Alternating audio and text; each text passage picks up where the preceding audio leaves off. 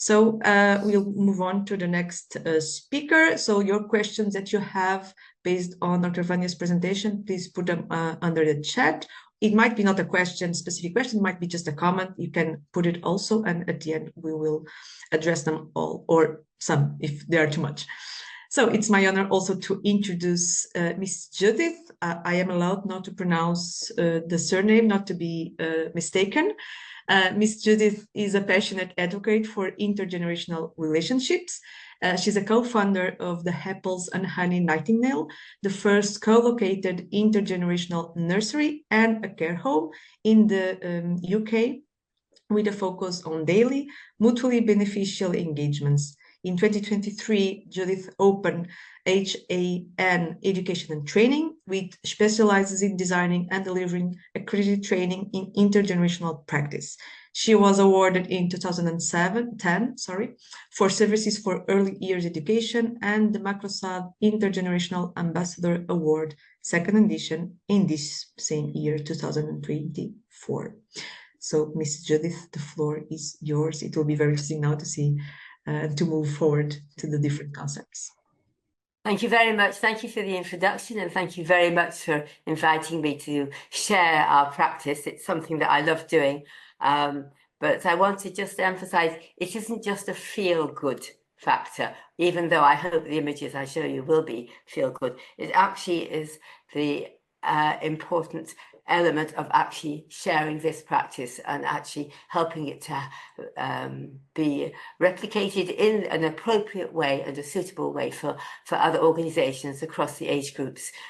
Because I can't think of a better way of actually combating the ageism other than bringing all our generations together with, as you said, mutually beneficial and purposeful activities and programs and opportunities to share, to listen, and to talk. So I'll try to be quick because it's a limited time, but I wanted to say that Apples and Honey Nightingale, as we said, was opened in 2017, and it started with just a small cohort of maybe 6 children within the grounds of the care home, the little bungalow in a beautiful care home in South London. It's the South London site of Nightingale Hammerson, and it is a centre of excellence for dementia and for end-of-life care. The average age of entry is 92 years old. We have now grown, and from taking children age 2, we now have a baby room, and we have 80 children, and we also have a room in the actual building of the care home too, so that we're able to see 2 different models, one where you're in the gardens and one where you're in the care home. And we were fortunate that we were in the gardens because during COVID, because we were actually in a separate building, we were able to continue our intergenerational interactions and engagements throughout COVID, which I think was quite unique. Anyway, I'd like very much to share some of the images and some of the ways that we work. So let me see how good I am at my sharing skills. Here we are. There we are. Let's see.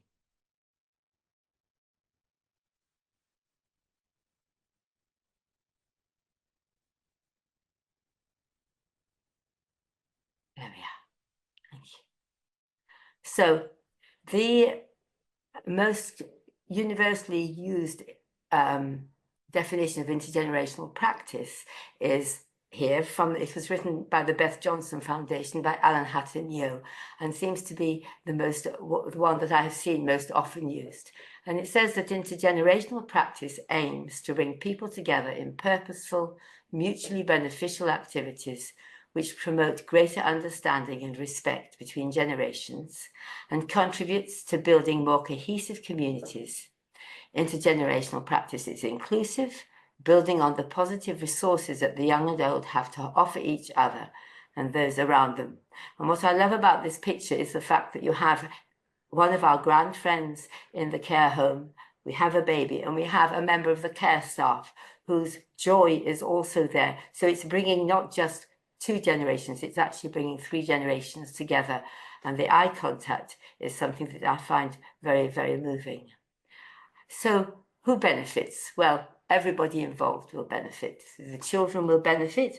They have lived learning. They are a link in the chain of past and present and future. They get a sense of belonging. There are many more benefits, but I won't go into them. We are short on time, and I'm sure you know. For the residents, they are not isolated. They're still living in a normal mixed-age community. They have purpose.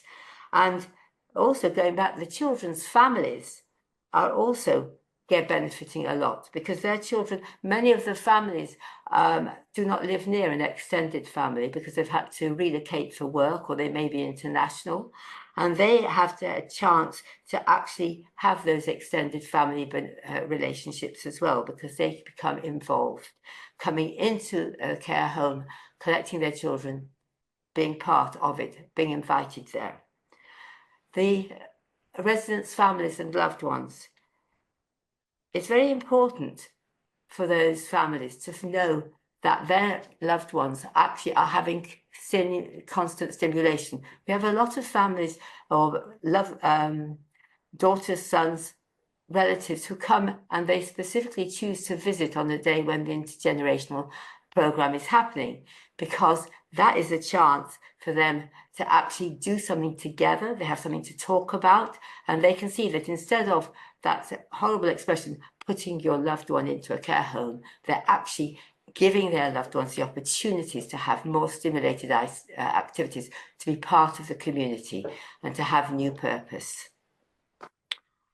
And the care home staff, we have an arrangement where the care home staff have highly subsidised places. A proportion are saved for the staff, for their children, so that they can actually be working close to their children, and also the care home will not lose the staff, that they have invested time and money to train and to create that relationship when they themselves have babies.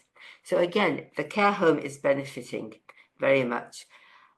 Volunteering in a care home or in an intergenerational program is, I think, one of the most fulfilling things that you can do. You get amazing feedback, and it's immediate feedback, but also it's a way for yourself to become part of a new community. Oh, sorry, I've moved on. The wider community they've been invited in. The care home has opened itself out to the wider community. It's become a community centre, and people who live nearby can come in and become part of that community and also contribute to it and take ownership. I think it's very important that there's that sense of, here we have a centre where everybody of all ages is living together.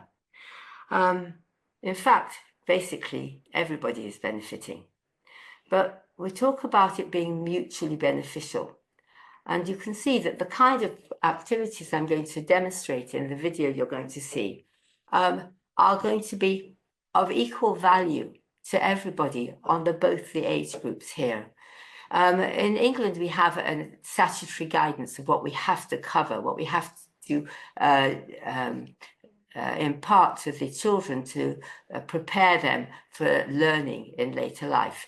I don't like to use the words to be school ready, but basically that we engage them so that they will be curious and they will be ready for learning and ready for life. And so we have to cover the areas of personal and social and emotional development, communication and language, physical development, maths, literacy, understanding the world, and expressive arts and design. For the residents at Nightingale, at the care home, we need physical stimulation, cognitive stimulation, sensory stimulation, emotional stimulation, to deal with loneliness and isolation, to give purpose and value. It's a centre of excellence also for person and relationship-centred care, and what could be more based on relationship than intergenerational practice and bringing children and older people together. And the residents, they need community. They need to know that they are still valued as members of the community. And you can see these are mutually beneficial and they match each other. And here at our baby and toddler group, I wanted to show this image of even the wheelchair becomes a mutually beneficial tool as this little child is learning to stand with the support of Margie there and of her wheelchair. We opened a baby and toddler group because we wanted to be put there as part of the wider community and to show people how accessible it is to be able to come into a care home safely and for mutual benefit. And I can talk a lot, but I want to show you a video which actually shares the kind of program that we have. The actions do speak much louder than words.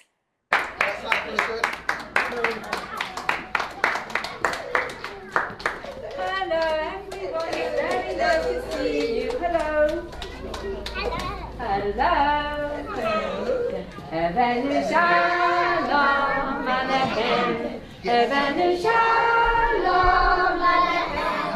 Evenu shalom alechem. Evenu shalom. Find a partner. Row, row, row your boat gently down the stream. Merrily, merrily, merrily, life is but a dream. Everybody do this, laugh, laugh, laugh. Everybody do this, do this, do this. Pass the teddy to the right, to the right, to the right. Pass the teddy to the right. To our friend. What's so lucky? Let's have a look. Now, you get No. Now, how do you know that's floppy? So you've lost it. I think you're cheating because you see this. Stroke and a scarf. right. And it's very now. No peeking. Just You tell him. I thought I was going to do it. Well, I'm the next one then.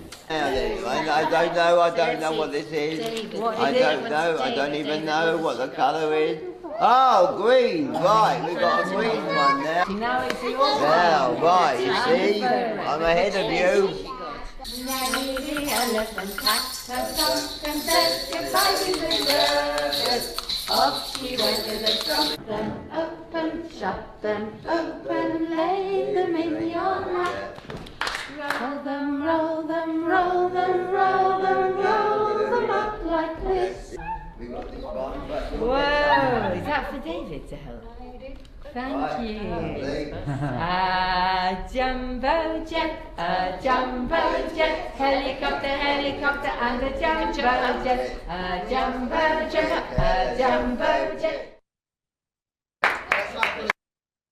So benefits, I need to be really quick now.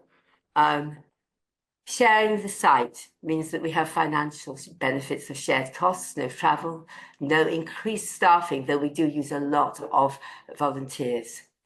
Logistical, it means we can communicate with each other. It means we can actually plan together so that the things that we are doing are actually of equal value to our grandfriends and to the children. It's relational, having those regular, frequent interactions. We have 3-4 planned programs a day in small groups and in larger groups, some on the households, some in large mixed groups. We also have spontaneous engagements. It's therapeutic, stimulate, as you can see, there's movement, there's relationship, all the areas that it's encourages the well-being of everyone involved, and of course it's educational learning from lived experiences. Just an example that here, working with the therapist department, we can together organize or plan a program that will actually be looking at things that are of benefit both for residents and for the children on the physical side. And because we're on site, we could actually work together with a therapist team, with an engagement team, with the care staff who know the residents very, very well and are able to actually decide who goes to what activities so that it can be appropriate and that we are actually making sure that everything is targeted and for the good of all. And I wanted just last to show you that, in fact, by being there all the time, we can do programs that actually develop. So here, the children are picking lavender from the garden, where they have dried it. They're putting it in the middle picture into a bag, and then it is used for one of our activities where we're actually sharing the senses and the smells, and it's all very integrated. We are planning a ballet, and so we have an amazing ballet volunteer who was a ballet soloist at South as well, who does intergenerational ballet every year, and music is going to be performed by one of our residents who's in her 90s, and it was a concert pianist. And so, as you can see, I will zip through these because I have obviously too much to share. But the impact, I know that we need to measure it in a more formal way, but even those expressions, even these phrases, where here we have the impact on one of the residents and the impact that is shared to us on one of the children by a parent, that it has given purpose to our resident, and the child is no longer anxious and is used to being with older people and really enjoys being with them and seeks them out. We are also trying to create, there are so many projects, intergenerational projects, some of them actually co-located, many of them just amazing projects using arts, using gardening and many other tools, other ways of coming together. And we've created an organization called Generation All, which is a grassroots organization to bring together all the different intergenerational projects so that we can share and that we can actually also do shared research and get the impact actually measured in a way that will be of use to everybody, and promoting this intergenerational research. And as Johanna mentioned earlier, we have seen that at the core of everything is the quality, and you need education and training. So we're also an education and training centre where we have accredited courses, and we've tried to make sure that these are accessible for everybody, so that we have a variety of courses that you can do them mainly online, also coming on site, but you can actually see the difference.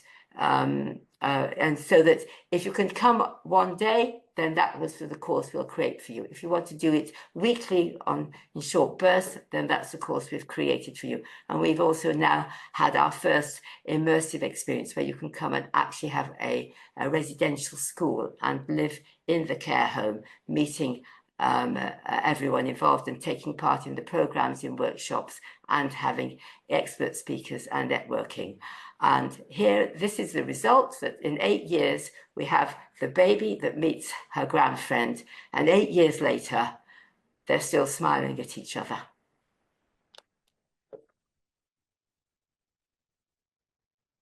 And I apologize for going on for so long.